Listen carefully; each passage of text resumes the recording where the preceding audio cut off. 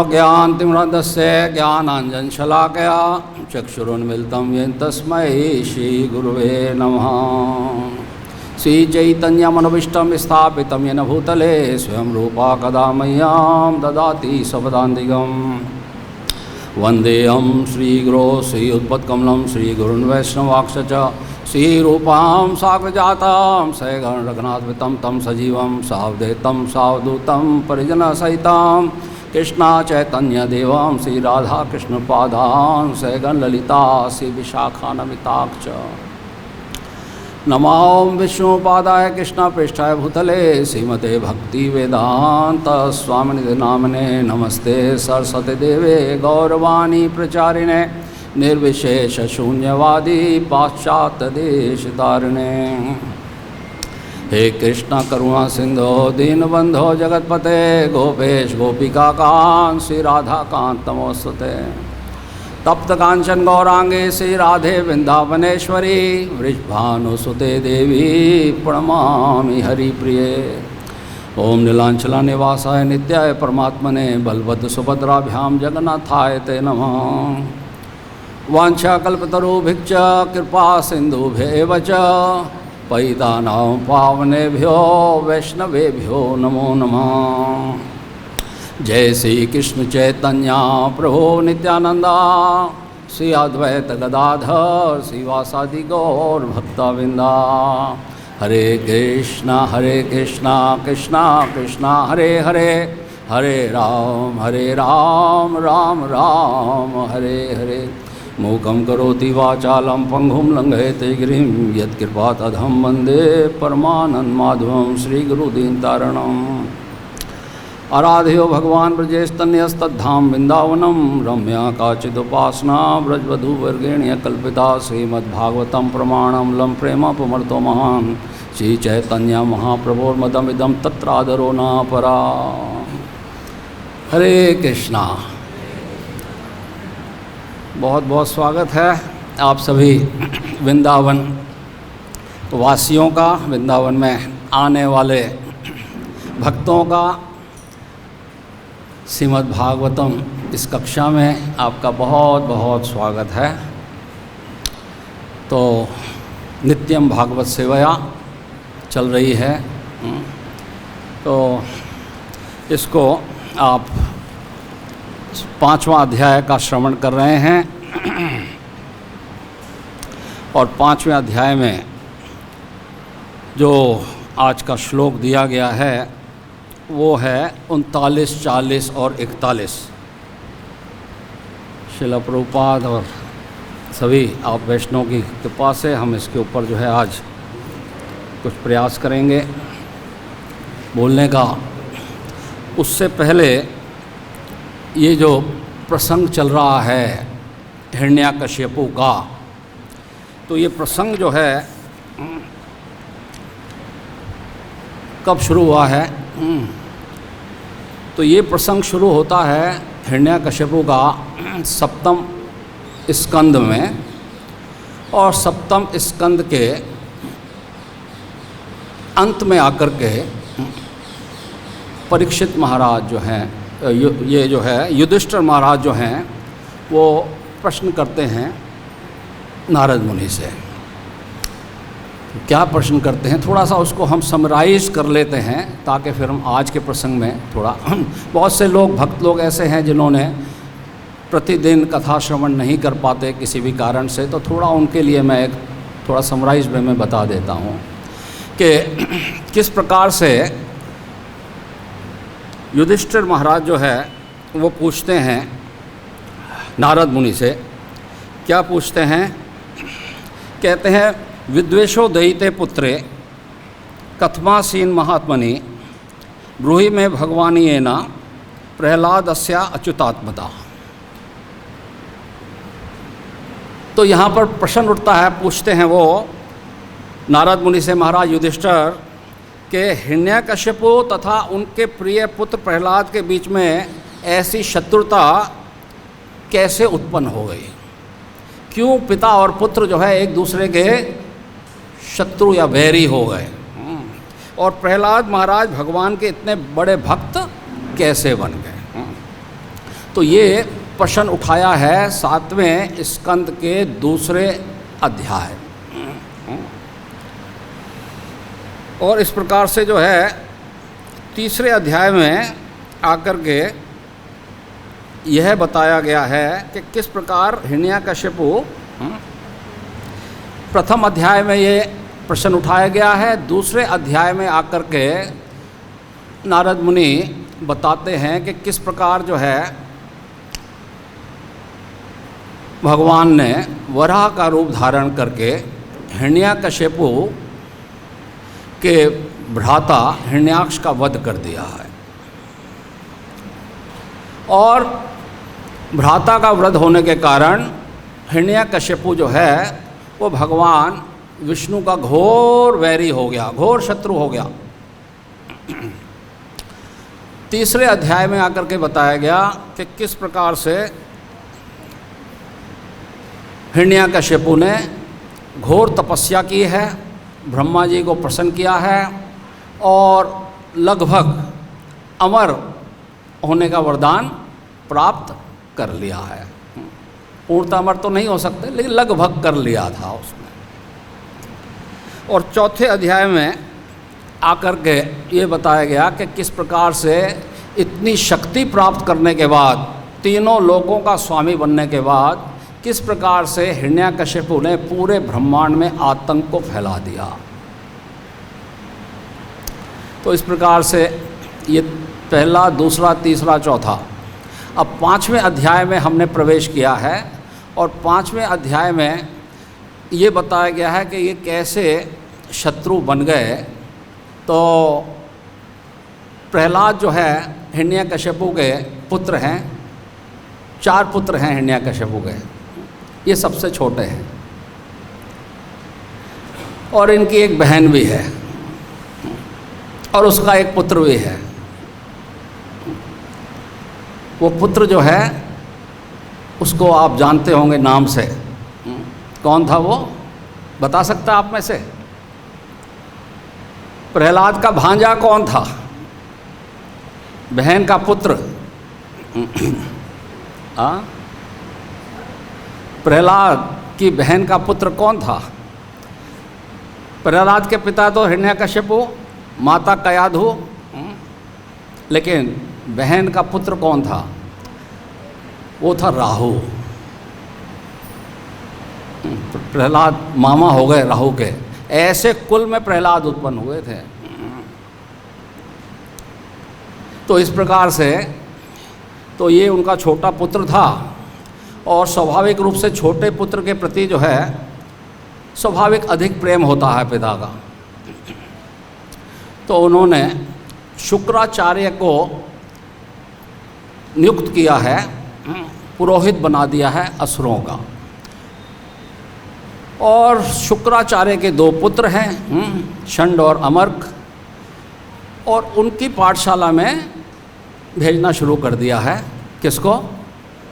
प्रहलाद को पढ़ने के लिए। तो प्रहलाद जा रहे हैं पढ़ने के लिए और इस प्रकार से जो है जब कुछ समय हो गया अध्ययन करते करते, तो एक दिन जो है हिरण्याकश्यपु अपने पुत्र को बड़े प्रेम से बुलाते हैं और बुला करके उनको अपनी गोद में बिठाते हैं। और गोद में बिठाने के बाद उनसे क्या पूछते हैं, तो यहाँ पर उसको हम दोबारा से एक बार चर्चा करेंगे, हालांकि ये प्रसंग आप सब सुन चुके हो। तो यहाँ पर एक दफ़ा बड़े प्रेम से बुलाया है, उसको अपनी गोद में बिठाया है और पूछा है, एकदा असुराट पुत्रम अंकम आरोप्य पांडवा प्रपच्छ कथ्यातम वत्स मन्यते साधु यद भवान, के हे जो है मेरे प्यारे पुत्र, तुम जीवन में किस बात को श्रेष्ठतम मानते हो, किसको आप श्रेष्ठ मानते हो? पहला प्रश्न पूछा अपनी गोद में बिठा करके बड़े प्रेम से, और पहली बार पूछा है, पहली बार पूछा है, और उसका बड़े प्रेम से प्रहलाद महाराज उसका उत्तर देते हैं। क्या देते हैं? श्री प्रहलाद उवाच तत्साधु मन्ये सुरवर्य देहिनां सदा समुद्विग्न धियाम असद्ग्रहात् हित्वा आत्मपादं गृहमन्धकूपं वनं गतो यद हरिम आश्रयेत्। तो प्रहलाद महाराज बड़े ही भोलेपन से अपने पिता को देते हैं कि मैं किसको श्रेष्ठ मानता हूँ, जीवन का कौन सा अंश श्रेष्ठ है। वो कहते हैं कि ये जो गृहस्थ लोग हैं और जिनको ये देह प्राप्त है, इनको इस गृहस्थ आश्रम को छोड़ करके जो अंधकूप के समान है, अंधे कुएं के समान है, उनको वृंदावन चले जाना चाहिए और हरि का आश्रय ले लेना चाहिए। अब वो तो असुर था, पहले तो बहुत ज़ोर से हंसा, हा, बहुत ज़ोर से हंसा बच्चे की बात पे कि बच्चा कैसी बात कर रहा है, और उसको साथ साथ क्रोध भी आ गया। ये असुरों का स्वभाव होता है, कभी हंसते हैं और कभी क्रोधित हो जाते हैं, पता ही नहीं लगता, हंसते हंसते क्रोधित हो जाएंगे और क्रोधित होते होते हंसते लग जाएंगे। ये असुरों का विशेष स्वभाव होता है। तो इसी प्रकार से वो प्रहलाद को देख रहा है और कभी क्रोध कर रहा है और कभी हंस रहा है। और उसने आकर के जो है अपने जो गुरु पुत्र हैं षंड और अमरक बुला करके कहा, इधर आओ, ये क्या पाठ बकवास पढ़ा दिया है इसको, वृंदावन चले जाओ और हरि का आश्रय लो। जरूर आपके कक्षा में जरूर कोई ऐसा दुर्बुद्धिर बालक आ गया है जिसकी जो मति है वो विष्णु में है। उसने इसका जो है आकर के बुद्धि को भ्रष्ट कर दिया है। पहली बार ये बात कही, ये नहीं कहा कि आपने क्या पढ़ाया है, और कहा कि आपके स्कूल में, आपके गुरुकुल में कोई ऐसा बालक आ गया है जिसका संग पा करके इसकी बुद्धि जो है भ्रष्ट हो गई है और इसकी विष्णु में मति हो गई है। तो जाओ, इसको लेकर के जाओ और जाकर के देखो कौन सा ऐसा बालक है और इसके पूर्ण रूप से इसके ऊपर निगाह रखो। ऐसी दुर्मति ये कहाँ से लेकर के आ गया है। तो अब षंड और अमरक जो है उसको वापस लेकर के जाते हैं और जाकर के जो है उसको कहते हैं कि भाई ये तुमको कैसे ऐसी तुमने बात कर दी, हमारी बात ख़राब कर दी अपने पिता के सामने। और उसको बहुत अच्छे से जो है फिर से उसको जो है राजनीति की बातें और जो है अर्थ की बातें और अनेक प्रकार के जो है शास्त्रों की बातें बता रहे हैं और सिखा रहे हैं। और प्रहलाद उनको बोल भी रहा है, गा भी रहा है, लेकिन हृदय से उसको स्वीकार नहीं कर रहा।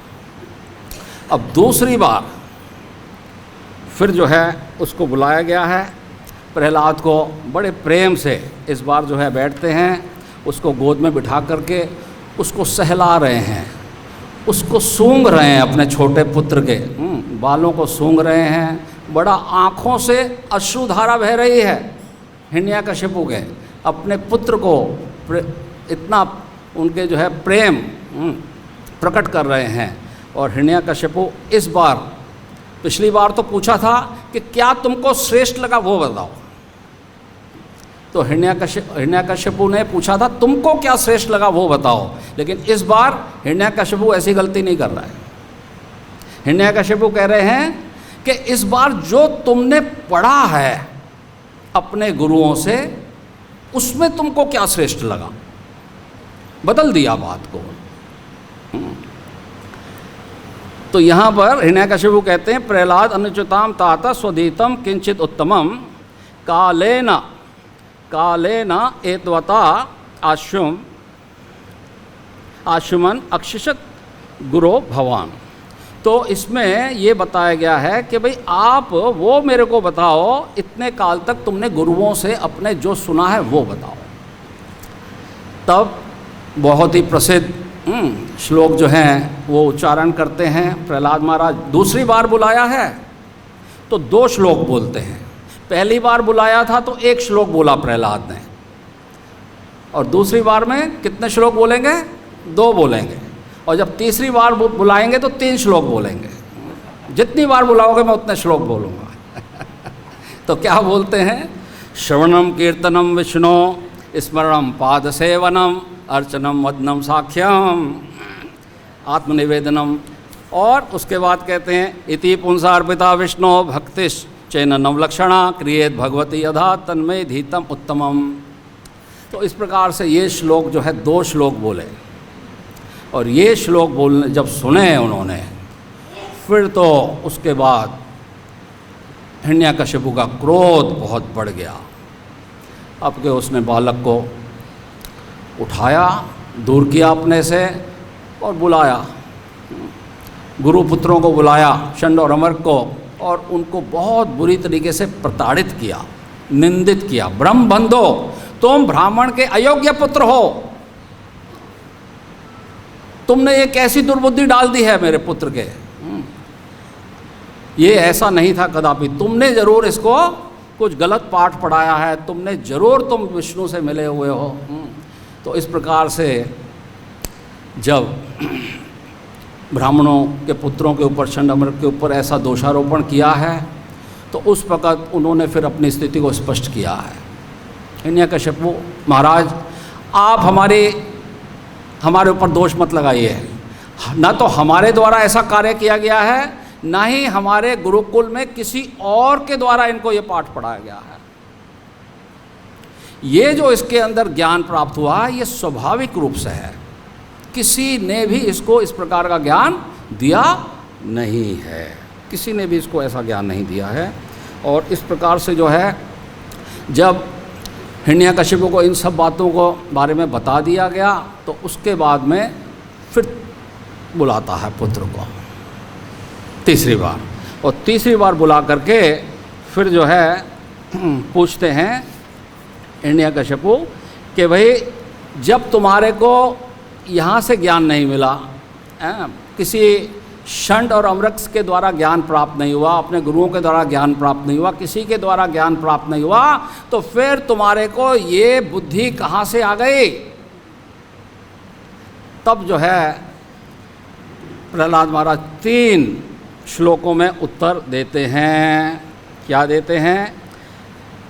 मतिर्न कृष्णो परता स्वतो वा मितोभिपद्येत गृहवतानां अंधात गोविर्विषितां तमिस्त्रं पुनश्चर्वितचर्वणानां न ते विदुस्वाद्गतिं हि विष्णुं दुराशयाये भय अर्थमानिना अंधा यथांधेन रूपमनियमानास् तेपि शत्रांत्रिम उरुदाम निबद्धा।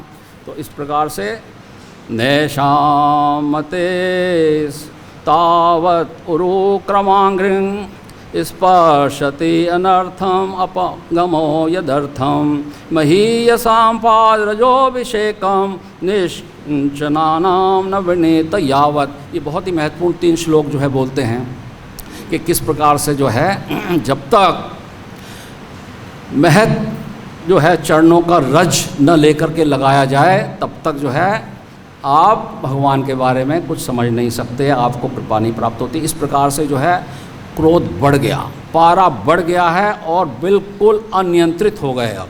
अब अनियंत्रित हो गए। अब वो कहते हैं इसका कोई उपचार नहीं हो सकता, इसको मारो मारो मारो, कैसे भी करके इसको ख़त्म कर दो। तो ये शत्रुता का भाव जो है ये हो गया है पिता और पुत्र के बीच में। तो उसके बाद में जो है जो श्लोक आपने पढ़े हैं, और क्रोध में आकर के, और ये बोला ये बालक मेरे भाई का हत्यारा है, और ये एक तो दास की भांति मेरे शत्रु विष्णु की सेवा में संलग्न रहने के लिए अपने परिवार को छोड़ दिया है, और ये 5 वर्ष का है और माता पिता के स्नेह संबंध को त्याग दिया है, और इस प्रकार से बहुत उसको जो है प्रताड़ित किया है। और अब आज का जो श्लोक है 39, 40, 41, इसके ऊपर हम चर्चा करने जा रहे हैं। ओम नमो भगवते वासुदेवाय, ओम नमो भगवते वासुदेवाय, ओम नमो भगवते वासुदेवाय। नारायणं नमस्कृत्य नरं चैव नरोत्तमं देवीं सरस्वतीं व्यासं ततो जयमुदीरयेत्। नष्टप्रायेषु भद्रेषु नित्यं भागवतसेवया भगवती उत्तम श्लोके भक्तिर्भवति नैष्ठकी। कृष्णाय वासुदेवाय देवकी नंदनाय च नंदगोपकुमाराय गोविंदाय नमो नमः। हरे कृष्णा।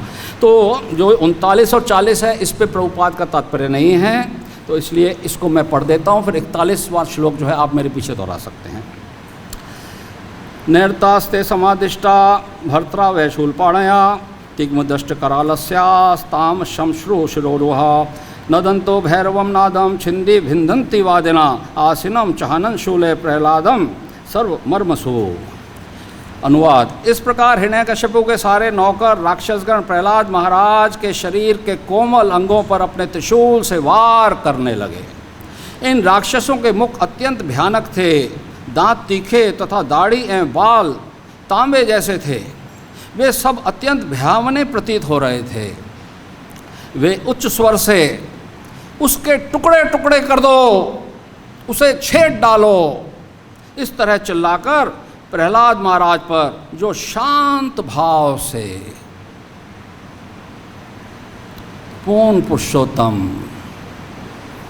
भगवान का ध्यान करते हुए आसीन थे और सारे राक्षस उनके ऊपर प्रहार कर रहे हैं। अब आज का जो श्लोक है इसका पाठ करते हैं। परे ब्रह्मणि अनिर्देशे परे ब्रह्मणि अनिर्देशे भगवती अखिलात्मनि युक्तात्मनि अफला आसन अपुण्य सेव सत्क्रिया। तो चलते हैं, शब्दार्थ बोल देते हैं। परे परम, ब्रह्मणि ब्रह्म, अनिर्देश इंद्रियों से अदृश्य, भगवती पूर्ण पुरुषोत्तम भगवान में, अखिल आत्मनि सबों के परमात्मा, युक्त आत्मनि जिसका मन लगा था उस प्रहलाद पर, अफला निष्फल व्यर्थ आसन थे अपुण्य से ऐसे व्यक्तियों का जिसके पास पुण्य कर्मों की पूंजी ना हो, इव सदृश सत्क्रिया सत्कर्म। अनुवाद और तात्पर्य शिला प्रभुपाद के द्वारा। शिला प्रभुपाद के ऐसा व्यक्ति जिसके पास कोई पुण्य कर्म की कमाई नहीं होती, यदि वह कोई अच्छा कार्य करे भी तो उसका कोई परिणाम नहीं निकलता। इसी प्रकार राक्षसों के हथियारों का प्रहलाद महाराज पर कोई प्रकट प्रभाव नहीं पड़ रहा था, क्योंकि वे भौतिक दिशाओं से अविचलित रहने वाले भक्त थे और उन पुरुषोत्तम भगवान का ध्यान करने तथा सेवा करने में व्यस्त थे जो अनश्वर थे, जिन्हें भौतिक इंद्रियों द्वारा अनुभव नहीं किया जा सकता था, और वे संपूर्ण ब्रह्मांड के आत्मा है। एक दफ़ा फिर से इसको समझ लीजिए श्लोक के अनुवाद को, कि जिस प्रकार से कोई व्यक्ति पुण्य कर्म की जिसके पास कमाई नहीं होती है, वो अगर कोई अच्छा कार्य भी करे तो उसका कोई परिणाम नहीं निकलता, इसी प्रकार से प्रहलाद महाराज के ऊपर जो हथियारों से प्रहार किया जा रहा था उसका कोई प्रभाव नहीं हो रहा था। क्यों नहीं हो रहा था? क्योंकि प्रहलाद महाराज जो है पूर्ण रूप से भगवान का ध्यान करने में व्यस्त थे। कौन से भगवान का? जो अनश्वर हैं और जिन्हें भौतिक इंद्रियों के द्वारा अनुभव नहीं किया जा सकता, है ना। परे ब्रह्मणि, एक तो पर ब्रह्म है, पहला श्लोक के दो शब्द देख लीजिए, परे ब्रह्मणि। अनिर्देश, अनिर्देश का मतलब है कि जो इन इंद्रियों के द्वारा जिनको नहीं देखा जा सकता, और भगवती अखिलात्मनि, और वो जो है पूरे अखिल ब्रह्मांड की आत्मा। युक्त आत्मनि जिसका मन लगा हुआ था, अफला निष्फल और व्यर्थ थे अपुण्य से जिसके व्यक्ति के पास पुण्य कर्मों की पूंजी ना हो, उसी प्रकार ये जो सत्कर्म वो करेगा तो उसको उसका फल प्राप्त नहीं होगा। आप, मैं समझता हूँ श्लोक को आप समझ गए होंगे।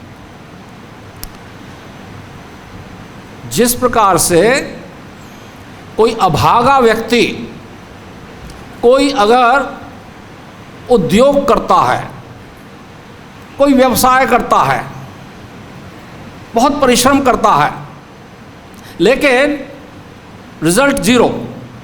क्यों?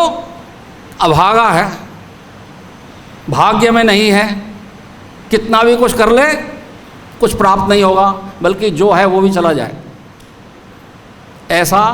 ऐसे व्यक्ति भी होते हैं। उसी प्रकार से जो राक्षसगण थे वो जिन हथियारों से प्रहलाद महाराज को क्षति पहुंचा रहे थे, तो उनसे परिणाम निकल के नहीं आ रहा था। इस श्लोक का कहने का अर्थ ये है कि वो परिणाम, रिजल्ट नहीं आ रहा था, कर तो रहे थे, रिजल्ट नहीं आ रहा था। किस प्रकार से? जिस प्रकार से जैसे पुण्यवान, अगर किसी का कोई पुण्य ना हो और वो अगर कोई पुण्य कार्य करे तो कोई रिजल्ट निकल के नहीं आएगा, और जिस प्रकार से अगर कोई अभागा व्यक्ति कोई परिश्रम करे, कोई व्यवसाय करे, तो उसको कोई रिजल्ट नहीं निकलेगा, उसी प्रकार से ये असुरगण जितना उसके ऊपर प्रहार कर रहे थे, कोई रिजल्ट निकल के नहीं आ रहा था। क्यों? क्योंकि वो भगवान के भक्ति में पूर्ण रूप से मग्न थे, उनके ध्यान में मग्न थे। 5 वर्ष का बालक, सोचिए जरा, 5 वर्ष का बालक, और जो वर्णन किया गया है कि वो उनका कैसा रूप था, तांबे के जैसे बाल थे, तांबे के जैसे बाल, कैसी उनकी आंखें थी, कैसा उनका था। 5 साल के बच्चे को अगर डॉक्टर के पास ले जाओ तो एक सुई देख करके रोने लग जाता है, अभी सुई लगी नहीं है उसको, और रोने लग जाता है कि मेरे को ये सुई ना लगे। तो क्या स्थिति, क्या प्रहलाद महाराज की स्थिति थी, तो उसके ऊपर जो है ये श्लोक के ऊपर अब प्रभुपाद का तात्पर्य, इसको पढ़ लेते हैं। प्रहलाद महाराज पूर्ण पुरुषोत्तम भगवान के विचार में निरंतर पूर्णतः मग्न थे, फुली एब्जॉर्ब्ड, पूर्ण रूप से भगवान के विचारों में निरंतर मग्न थे। उनको नहीं पता लग रहा था कि मेरे साथ कोई क्या कर रहा है। नंबर 1 बात, जैसा कि कहा गया है, गोविंदम परिरंभिता, गोविंदम परिरंभिता, परिरंभिता का मतलब है आलिंगन। भगवान गोविंद ने अपने भक्त को जो है आलिंगन कर रखा था, पूर्ण रूप से आलिंगन किया हुआ था। प्रहलाद महाराज सदैव ध्यान में लीन रहते थे, अतएव उनकी रक्षा गोविंद करते थे। जिस प्रकार एक छोटा सा शिशु अपने पिता या माता की गोद में पूर्णतः सुरक्षित रहता है, वैसे ही भक्त समस्त परिस्थितियों में परमेश्वर द्वारा सुरक्षित रहता है। तो क्या इसका अर्थ यह होता है कि जब राक्षसों ने प्रहलाद महाराज पर आक्रमण किया तो गोविंद पर भी उनका प्रहार हो गया? प्रभुपाद तात्पर्य में लिख रहे हैं कि जब राक्षसों ने उनके ऊपर प्रहार किया प्रहलाद पे, तो गोविंद पे भी आक्रमण हो गया। क्यों? कि उन्होंने तो उनका आलिंगन कर रखा है। जब आलिंगन कर रखा है तो फिर निश्चित रूप से गोविंद के ऊपर भी प्रहार हो गया। तो फिर प्रभुपाद कह रहे हैं ऐसा संभव नहीं है। असुरों ने पूर्ण पुरुषोत्तम भगवान को चोट पहुंचाने या मार डालने के अनेक प्रयास किए हैं, किंतु वे किसी भौतिक साधन द्वारा क्षतिग्रस्त नहीं हो सकते। भगवान किसी भौतिक साधन के द्वारा क्षतिग्रस्त नहीं हो सकते, क्योंकि वे सदैव दिव्य स्थिति में रहते हैं। अतएव यहाँ पर परे ब्रह्मणी शब्दों का प्रयोग हुआ है। परे ब्रह्मणी का पर ब्रह्म भगवान। और राक्षसगण न तो परमेश्वर को देख सकते हैं, न उन्हें छू सकते हैं, क्योंकि यहाँ पर बताया गया है अनिर्देश्य, है ना। तो यद्यपि वे ऊपरी तौर पर यह सोचें कि वे भगवान के दिव्य शरीर पर अपने भौतिक हथियारों से प्रहार कर रहे हैं, इस श्लोक में भगवान को अनिर्देश्य कहा गया है, चूँकि वे सर्वव्यापी हैं। अतएव हम उन्हें किसी एक स्थान पर नहीं दे सकते। साथ ही वे अखिलात्मा हैं, अखिल आत्मा, पूरे ब्रह्मांड की आत्मा हैं। वे हर वस्तु के प्राण हैं, यहाँ तक कि भौतिक हथियारों के भी। देखिए, बहुत ही ऐसी गूढ़ बात यहाँ श्रील प्रभुपाद ने कह दी है, जिसको थोड़ा सा आप समझने का प्रयास कीजिए। यहाँ पर कह रहे हैं प्रभुपाद कि वे हर वस्तु के प्राण हैं, यहाँ तक कि भौतिक हथियारों के भी। जिन हथियारों से प्रहलाद के ऊपर प्रहार किया जा रहा है, उन हथियारों में भी भगवान बैठे हैं, हथियारों में भी भगवान बैठे हैं। जो लोग भगवान की स्थिति को नहीं समझते वे हतभाग्य हैं। भले ही वे यह सोचें कि वे पूर्ण पुरुषोत्तम भगवान तथा उसके भक्त को मार सकते हैं, किंतु उनके सारे प्रयास व्यर्थ जाते हैं। भगवान जानते हैं कि उनसे किस प्रकार निपटा जाए। तो यहाँ श्रील प्रभुपाद का जो है भक्ति वेदांत तात्पर्य समाप्त होता है। तो प्रसंग तो बहुत सुंदर है और समय बहुत कम है। दोनों का तालमेल कैसे बिठाया जाए, समय तो रुकता नहीं है। और प्रसंग इतना सुंदर है कि लगता है कि कहाँ से शुरू करें और कहाँ समाप्त करें।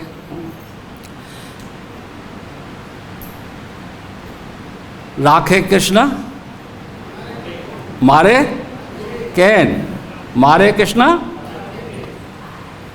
इस सिद्धांत को हम सुनते तो रहते हैं, लेकिन उसको हृदयस्थ भी कर लेना चाहिए। ये वास्तविकता है, ये वास्तविकता है। प्रहलाद महाराज इसका जीता जागता हमारे सामने एक उदाहरण है। किस प्रकार से हिरण्यकशिपु जो तीनों लोकों का विजेता बन गया और वो एक बालक को नहीं मार पा रहा। योजना तो उसने बनाई थी अमर होने की, ब्रह्मा से वर प्राप्त किया, लेकिन पुत्र जो है अमर बन गया। ये देखो, पिता ने पितृ की शरण ली, पिता ने पिता की शरण ली। कैसे? हिरण्यकशिपु कौन थे? प्रहलाद के पिता थे। और ब्रह्मा जी किसके पिता थे? नारद मुनि के पिता थे। लेकिन सफलता प्राप्त नहीं हुई। और पुत्र ने पुत्र की शरण ली। प्रहलाद पुत्र थे और नारद मुनि ब्रह्मा जी के पुत्र थे। और प्रहलाद क्या हो गए? प्रहलाद अमर हो गए। देखो, प्रहलाद अमर हो गए हैं और हिरण्यकशिपु अमर होने का प्रयास कर रहे हैं। सामने आमने सामने देख सकते हैं आप। तो जब भगवान अगर किसी को बचाना चाहते हैं तो उसको कोई मार नहीं सकता। ये सिद्धांत यहाँ पर, इसको हमें थोड़ा हमको चर्चा करनी है।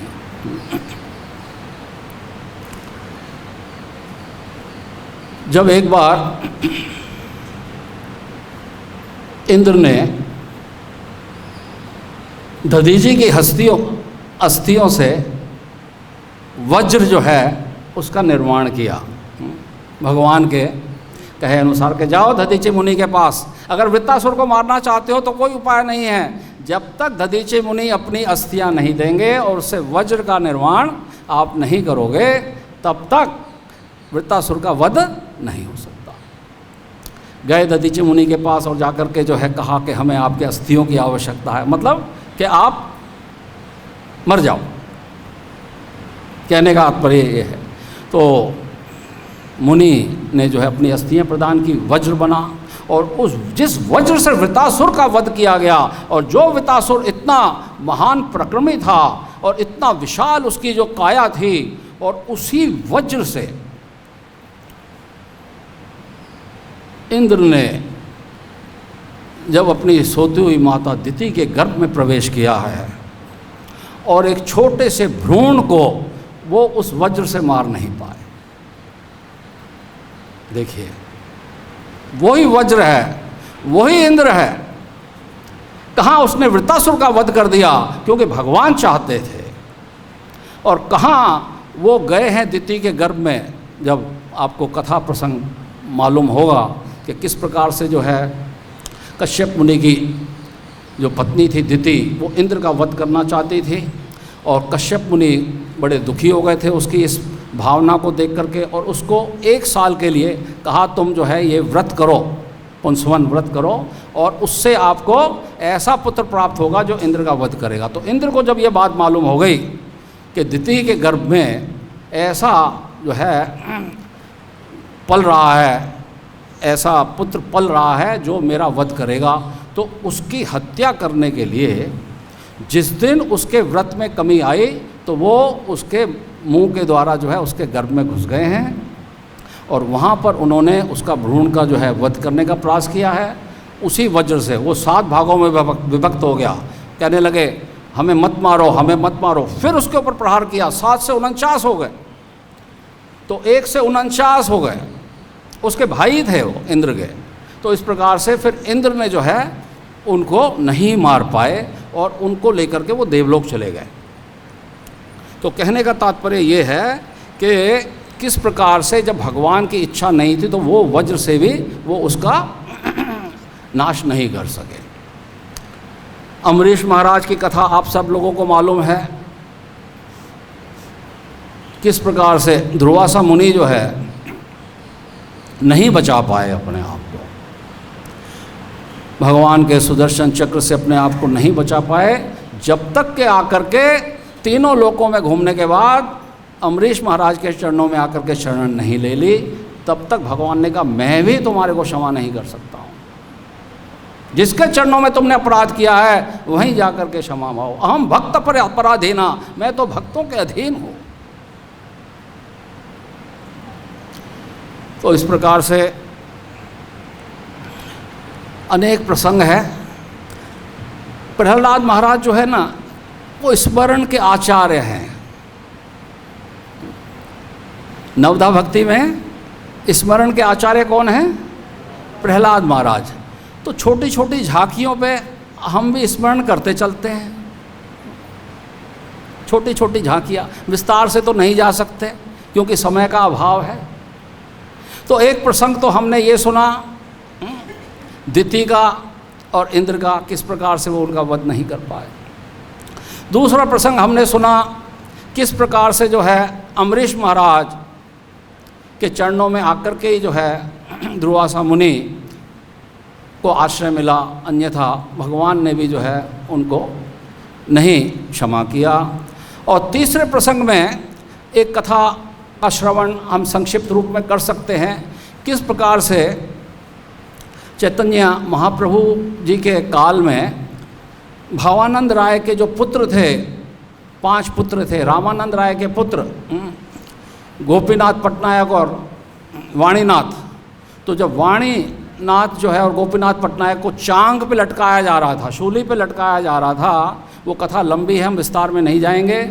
और महाप्रभु के पास पहुँचे हैं और कहा है कि भाई ये तो सारा परिवार आपके शरणागत है, महाप्रभु इनकी रक्षा करो, छोटे से दोष के कारण इनको बहुत बड़ी सज़ा दे रहे हैं। गोपीनाथ पटनायक को उनको चांग पे लटकाने का मतलब नीचे से तलवार रहेगी और उसको लटका दिया जाएगा और उसको ख़त्म हो जाएगा। और वाणीनाथ और उसके परिवार को भी गिरफ्तार कर लिया गया है। तो महाप्रभु ने बाहर से तो दिखाया कि भाई मेरे को सन्यासी होकर के मेरे को आप इन समस्याओं में उलझा रहे हो, लेकिन साथ साथ महाप्रभु ने कृपा भी दी है और कहा है कि तुम जाओ और जगन्नाथ जी का आश्रय लो। तो स्वयं एक चल जगन्नाथ है, एक अचल जगन्नाथ है।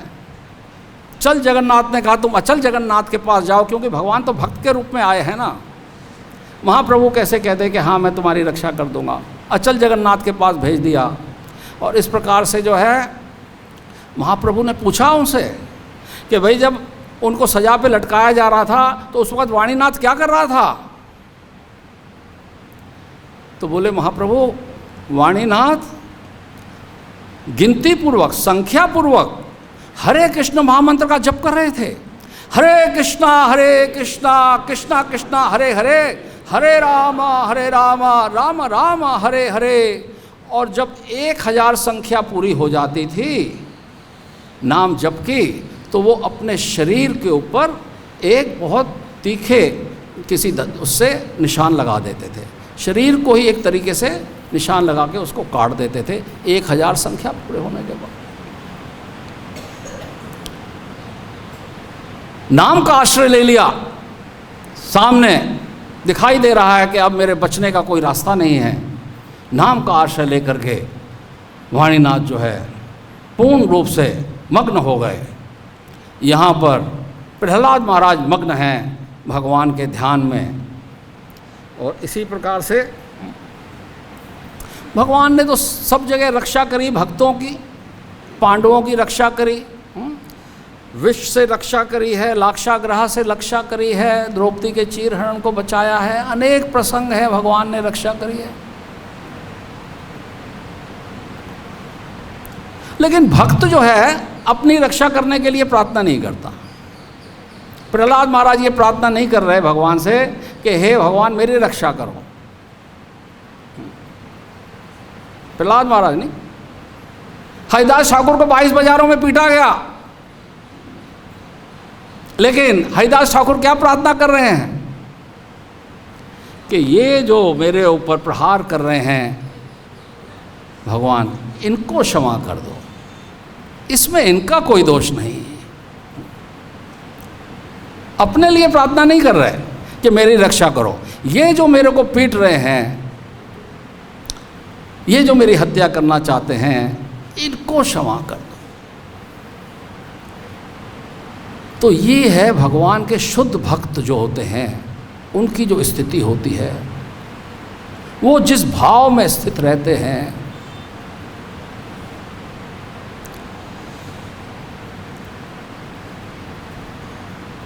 तो यहाँ प्रभुपाद एक बहुत सुंदर बात लिख रहे हैं तात्पर्य में कि जो हथियार हैं, वो हथियार भी जो है मानो भगवान की प्रतीक्षा कर रहे हो कि आप जैसा निर्देश देंगे हम वैसा करेंगे।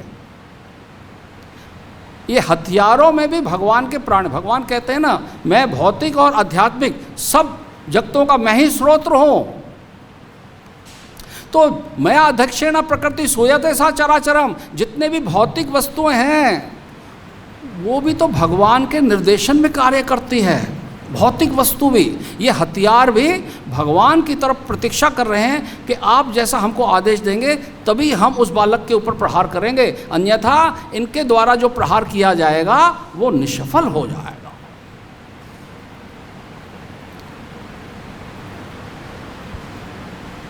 देखिए, एक निर्जीव वस्तु भी भगवान की इच्छा से कार्य करती है और सजीव भी भगवान की इच्छा से कार्य करता है, लेकिन कर्ता अहम इति मन्यते, ये कर्ता भाव बहुत खराब है भैया, ये तो बुद्धि खराब कर देता है। क्या ठाकुर की लीला है, थोड़ा सा भी कुछ हम कर लेते हैं तो कर्ता भाव मन में आ जाता है। यहाँ हमको इस बात को समझना है कि चाहे निर्जीव हो चाहे सजीव हो, केवल ठाकुर की इच्छा से ही वो कार्य संभव है। अगर मैं इस आसन पे बैठा हूँ तो ठाकुर की इच्छा से, मैं कुछ बोल पा रहा हूँ तो ठाकुर की इच्छा से, आप कुछ सुन पा रहे हो तो ठाकुर की इच्छा से, आप कुछ खा पा रहे हो तो ठाकुर की इच्छा से, कुछ पी पा रहे हो तो ठाकुर की इच्छा से। कोई कार्य ऐसा नहीं है, हम तो जड़ है ना, जड़ वस्तु भी भगवान की तरफ प्रतीक्षा कर रही है। बताइए, ये बहुत सुंदर बात है। इसमें भगवान यहाँ पर कह रहे हैं प्रभुपाद कि हर वस्तु के प्राण हैं, यहाँ तक कि भौतिक हथियारों के भी। तो जो भौतिक हथियार प्रहार कर रहे हैं और उनको लग नहीं रहे, जो हरिदास ठाकुर के ऊपर प्रहार हो रहा है, हरिदास ठाकुर को नहीं लग रहा, महाप्रभु की पीठ पे कोड़े लग रहे हैं।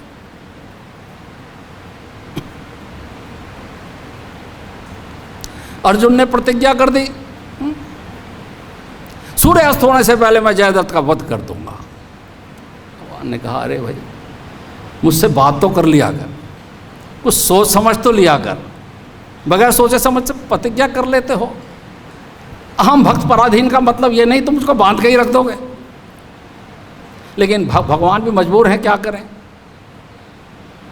सूर्य अस्त हो गया, वध नहीं हो पाया, जयद्रथ सामने आ गया, ठा के मार रहा है। भगवान ने इशारा कर दिया सूर्य देव को, जरा थोड़ी देर के लिए आ जाना बाहर। अरे अर्जुन, क्या देखता है, जयद्रथ तेरे सामने खड़ा है और सूर्य अभी अस्त नहीं हुआ, उठा बाण और कर दे काम। तो मैं अध्यक्षेण प्रकृति, तो सूर्य भी भगवान की अध्यक्षता में कार्य करता है। सब कुछ एक एक कण कण में तो भगवान है। अखिलात्मानी, भगवान यहाँ पर कह रहे हैं अपना कि भगवती अखिलात्मानी, अखिल आत्मा, पूरे ब्रह्मांड में भगवान फैले हुए।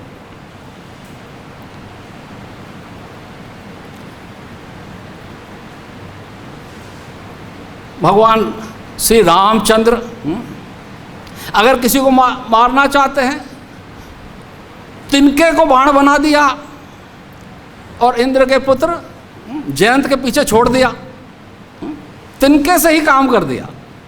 तिनका भी उनकी अध्यक्षता में काम करता।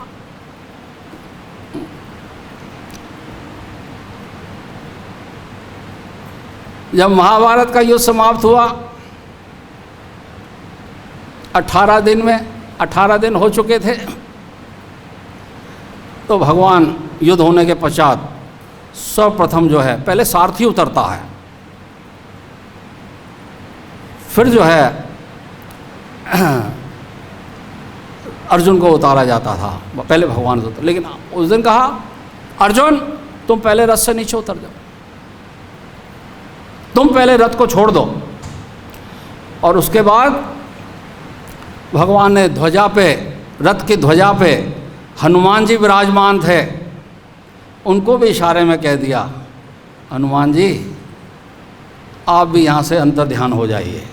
वायुपुत्र हैं हनुमान, चले गए अपना आकाश मार्ग से। और जैसे ही भगवान ने रथ को छोड़ा वैसे ही रथ में विस्फोट हो गया। क्यों? भगवान की शक्ति से रुका हुआ था। अरे इतने बड़े बड़े योद्धा भीष्म, पितामह, द्रोणाचार्य, ये सब ने उसको पहले ही भस्म कर दिया था रथ को, लेकिन भगवान की शक्ति ने उसको रोक रखा था। कुछ नहीं हो रहा था, भगवान की इच्छा के बगैर कुछ हो ही नहीं सकता।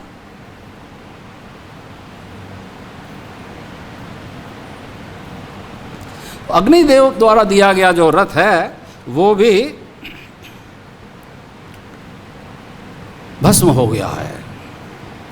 तो इस प्रकार से तो इस बात को समझना है कि हर कोई कार्य जो भी इस जगत में हो रहा है केवल भगवान की इच्छा मात्र से ही हो सकता है। सर्व कारण कारणम, सब कारणों के कारण। कर्ता हम इतनी मन्यते, ये भाव हमारा कब जाएगा, कैसे जाएगा, इसका प्रयास करते रहना चाहिए। और देखिए प्रहलाद महाराज जो है वो स्मरण के आचार्य हैं, स्मरण के आचार्य। उन्होंने केवल स्मरण के द्वारा भगवान को प्राप्त किया है।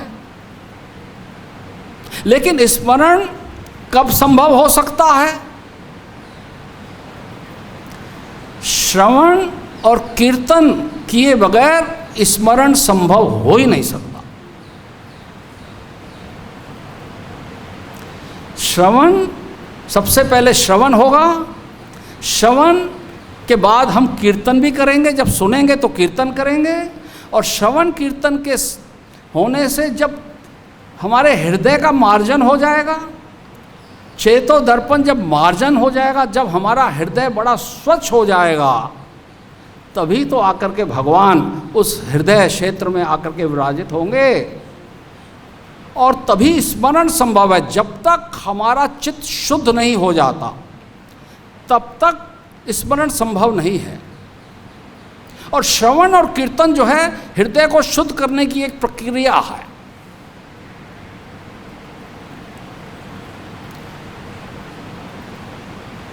गुंडीचा मंदिर में महाप्रभु जब जगन्नाथ जी की रथ यात्रा के पहले दिन मार्जन करने के लिए भक्तों को ले जाते हैं, तो कहते कौन इसमें से सबसे ज़्यादा कचरे को बाहर निकालेगा। जो जितना अधिक कचरे को बाहर निकालते थे महाप्रभु उतना अधिक प्रसन्न हो जाते थे। तो वो कचरा क्या है? वो कचरा हमारे हृदय में ही, हृदय का ही कचरा है। तो वो मार्जन के द्वारा जो है वो हमारा हृदय भी शुद्ध होता है। तो इस प्रकार से ये जो स्मरण के जो आचार्य हैं, तो जब अब देखो भगवत गीता में भगवान ने लगातार 3 श्लोकों का गायन किया है जो स्मरण से संबंधित हैं। 8वें अध्याय का 5वां, 6वां, 7वां कौन कौन से हैं? अंतकाले च मामेवा स्मरण मुक्त्वा कलेवरम, स्मरण मुक्त्वा कलेवरम। पहले ही श्लोक में 8वें में ये आया है कि अंत काले च मामेवा, जो अंत काल में मेरा स्मरण करते हुए शरीर को छोड़ता है। याद रखिए, मेरा स्मरण करते हुए, भगवान ने ये नहीं कहा कि अंत काल में जो मेरा कीर्तन करते हुए शरीर को छोड़ेगा या मेरा श्रवण करते हुए शरीर को छोड़ेगा। भगवान बड़ी व्यवहारिक बात करते हैं, अव्यवहारिक बात भगवान नहीं करते, क्योंकि अंत काल में न तो कीर्तन कर सकते हैं और न श्रवण कर सकते हैं, लेकिन स्मरण कर सकते हैं। क्यों कर सकते हैं स्मरण? क्योंकि स्मरण जो है सूक्ष्म शरीर के द्वारा होता है, स्थूल शरीर के द्वारा नहीं होता।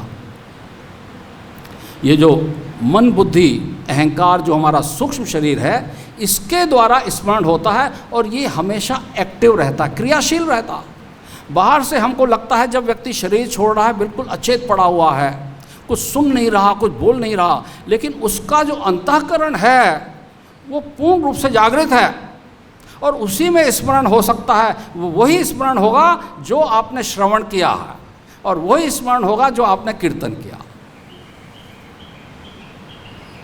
इसीलिए भगवान ने कहा अंत काले च मामेवा स्मरण मुक्त्वा कलेवरम यह प्रयाति समद्भावम याति नास्ति तत्संशय। इसमें कोई संशय मत समझना, वो निश्चित रूप से मेरे पास आएगा जो अंत काल में मेरा स्मरण करता है। तो ये प्रहलाद महाराज उसी स्मरण के आचार्य हैं। उसके बाद में भगवान 8वें उसमें कहते हैं 6ठे श्लोक में, यम यम वापि स्मरण भावम, जिस जिस भाव का स्मरण करता है कोई, तजंते अंते कलेवरम, तजंती अंते कलेवरम, जिस जिस भाव का स्मरण करते हुए कोई व्यक्ति शरीर का त्याग करता है, तम तम एवेति कौन्तेय, हे कुंती पुत्र, उस भाव को निश्चित रूप से वो प्राप्त करता है, सदा तद भाव भाविता। तो इस प्रकार से भगवान ने फिर स्मरण की बात कर दी और उसके अगले श्लोक में भी भगवान ने श्लोक स्मरण की बात कर दी। क्या? तस्मात् सर्वेषु कालेषु माम अनुस्मर युद्ध च। इसीलिए इस संसार में अपने सारे कार्यों को करते हुए मेरा स्मरण करते हुए अपने सारे कार्य करो। याद रखिए, अपने कार्य करते हुए स्मरण नहीं करना, भगवान को स्मरण करते हुए कार्य करना है। दोनों में बहुत अंतर है। भगवान को स्मरण करते हुए कार्य करना या कार्य करते हुए स्मरण करना, इसमें बहुत अंतर है। स्मरण करना है, कार्य हो ना हो, कार्य आपका परिणाम दे या न दे, स्मरण करना है। तो इस प्रकार से तस्मात् सर्वेषु कालेषु माम अनुस्मर युद्ध च मयि अर्पिता मनोबुद्धिर मां वैश्यसि असंशया।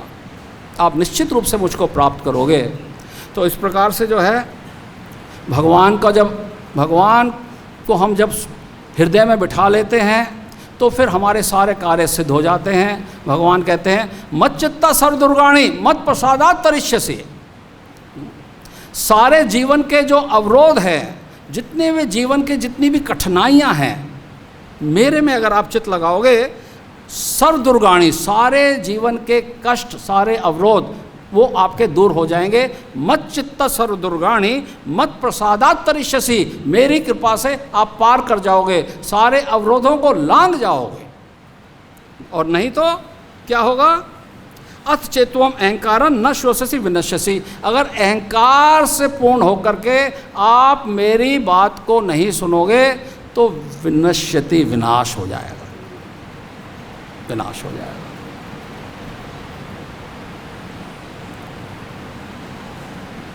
तो महाप्रभु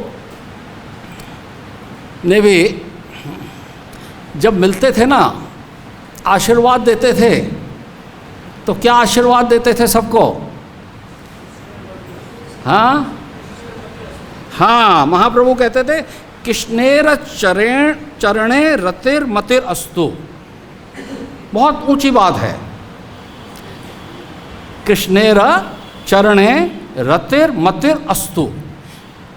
रति जो है वो कामदेव की पत्नी का नाम है। जैसे कामदेव अपनी पत्नी के प्रति आसक्त हैं, ऐसे ही आपकी जो मति है कृष्ण के चरणों में हो जाए। कृष्णेर चरणेर रतिर मतिर अस्तु। तो हमारी मति भगवान के चरणों में लग जाए और हमारी वो स्थिति हो जाए कि हम श्रवण कीर्तन करते करते करते करते हमको हमारा हृदय शुद्ध हो जाए और हम भी भगवान का स्मरण कर सकें, भगवान का स्मरण कर सकें। तो इस प्रकार से यही आज के श्लोक का जो है अभिप्राय था, और इसको हमने यहाँ पर समाप्त करते हैं, अपनी वाणी को विश्राम देते हैं। किसी का कोई प्रश्न, कोई टीका, कोई टिप्पणी हो, आपका स्वागत है। ठीक है। निताई गौर प्रेमानंदे। हरि हरि बोल।